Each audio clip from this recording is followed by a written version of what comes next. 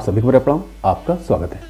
आज के एपिसोड में हम देखेंगे कि राम भरत को प्रशासन व्यवस्था, राजाओं के कार्य एवं व्यवहार और राजाओं के 14 प्रकार के दोषों के बारे में बताते हैं। तो आज हम अयोध्या कांड सर्ग 100 श्लोक नंबर 51 से प्रारंभ करेंगे। राम कहते हैं कि राजकुमार, क्या तुम प्रतिदिन पूर्वाहन काल में वस्त्राभूषणों से विभूषित हो प्रधान सड़क पर जा जाकर नगरवासी मनुष्यों को दर्शन देते हो? कामकाज में लगे हुए सभी मनुष्य निडर होकर तुम्हारे सामने तो नहीं आते, अथवा वे सब सदा तुमसे दूर तो नहीं रहते, क्योंकि कर्मचारियों के विषय में मध्यम स्थिति का अवलंबन करना ही अर्थ सिद्धि का कारण होता है। क्या तुम्हारे सभी दुर्ग धन धान्य, अस्त्र शस्त्र, जल यंत्रों, शिल्पी तथा धनुर्धर सैनिकों से भरे पूरे रहते हैं? रघुनंदन, क्या तुम्हारी आय अधिक और व्यय बहुत कम है? तुम्हारे खजाने का धन अपात्रों के हाथ में तो नहीं चला जाता? देवता, पितर, ब्राह्मण, अभ्यागत, योद्धा तथा मित्रों के लिए ही तो तुम्हारा धन खर्च होता है ना। राम आगे कहते हैं, कभी ऐसा तो नहीं होता कि कोई मनुष्य किसी श्रेष्ठ, निर्दोष और शुद्धात्मा पुरुष पर भी दोष लगा दे तथा शास्त्र ज्ञान में कुशल विद्वानों द्वारा उसके विषय में विचार कराए बिना ही लोभवश उसे आर्थिक दंड दे दिया जाता हो? नरश्रेष्ठ, जो चोरी में पकड़ा गया हो, जिसे किसी ने चोरी करते समय देखा हो, पूछताछ से भी जिसके चोर होने का प्रमाण मिल गया हो तथा जिसके विरुद्ध और भी बहुत से कारण हो, ऐसे चोर को भी तुम्हारे राज्य में धन के लालच से छोड़ तो नहीं दिया जाता। रघुकुल भूषण, यदि धनी और गरीब में कोई विवाद छिड़ा हो और वह राज्य के न्यायालय में निर्णय के लिए आया हो, तो तुम्हारे बहुज्ञ मंत्री धन आदि के लोभ को छोड़कर उस मामले पर विचार करते हैं ना। रघुनंदन, निरपराध होने पर भी जिन्हें मिथ्या दोष लगाकर दंड दिया जाता है, उन मनुष्यों की आंखों से जो आंसू गिरते हैं, वह पक्षपातपूर्ण शासन करने वाले राजा के पुत्र और पशुओं का नाश कर डालते हैं। राघव, क्या तुम वृद्ध पुरुषों, बालकों और प्रधान वैद्यों का आंतरिक अनुराग, मधुर वचन और धन दान, इन तीनों के द्वारा सम्मान करते हो?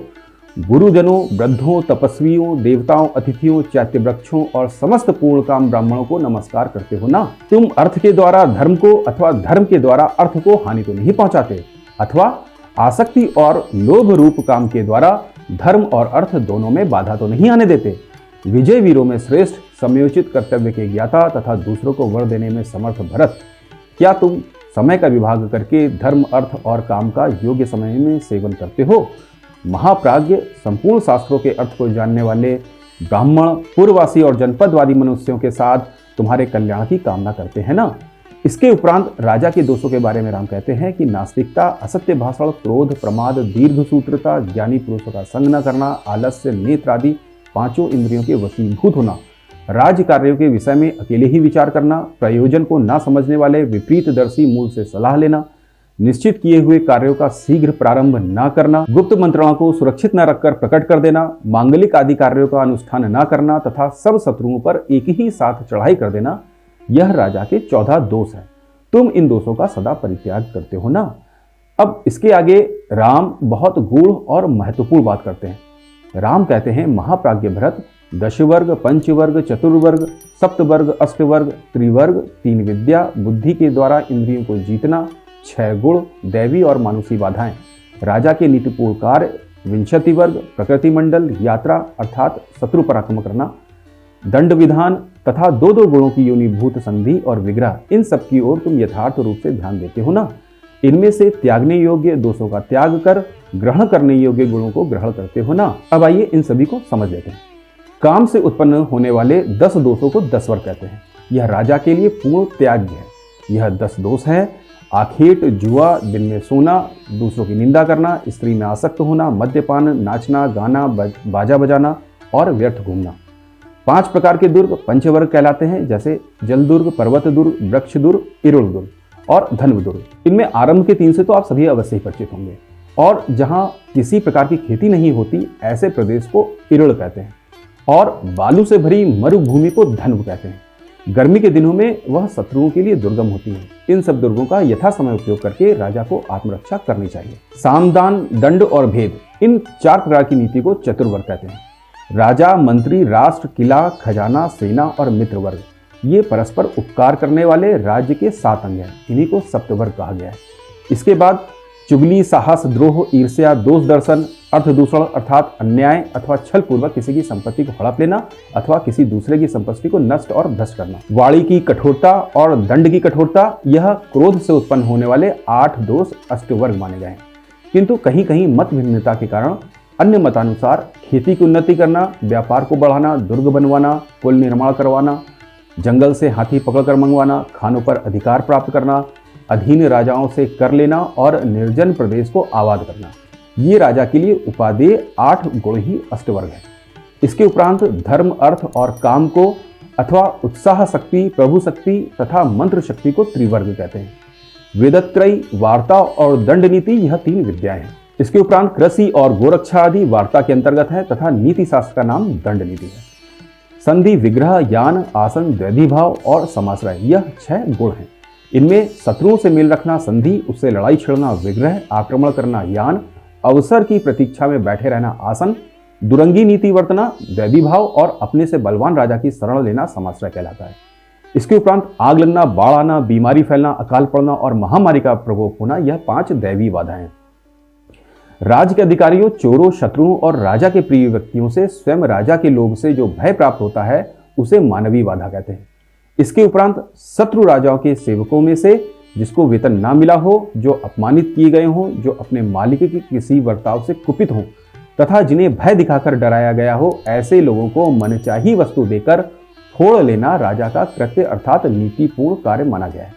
इसके उपरांत बालक, वृद्ध, दीर्घकाल का रोगी, जातिच्युत, डरपोक, भीरू मनुष्य को साथ रखने वाला, लोभी, लालची, लोगों को आश्रय देने वाला, मंत्री, सेनापति आदि प्रकृतियों को असंतुष्ट रखने वाला, विषयों में आसक्त, चंचल चित्त, मनुष्यों से सलाह लेने वाला, देवता और ब्राह्मणों की निंदा करने वाला, दैव का मारा हुआ, भाग्य के भरोसे पुरुषार्थ न करने वाला, दुर्भिक्ष से पीड़ित, सैनिक कष्ट से युक्त अर्थात सेना रहित, स्वदेश में न रहने वाला, अधिक शत्रुओं वाला, अकाल अर्थात क्रूर, ग्रह दशा आदि से युक्त और सत्य धर्म से रहित, ये 20 प्रकार के राजा संधि के योग्य नहीं माने गए हैं।